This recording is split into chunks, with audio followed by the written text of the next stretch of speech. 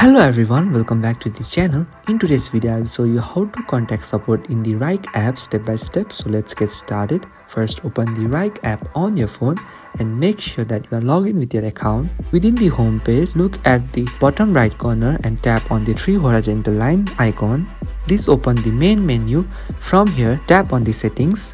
Inside the settings page, you will see different options like notification, appearance, security, account and support. Under support, tap on help and tutorials. Now you will see helpful tips like dashboards, reports, requests. If you tap on any of these, Wrike shows short videos and guide explaining that features.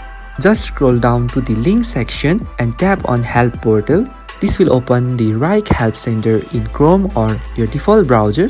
In the help portal, you can just search your issue and read the detailed guides, as well as you can directly chat with the team through the chat icon given at the bottom right. Tap on it and here you can talk with the support assistant about any issues that you want.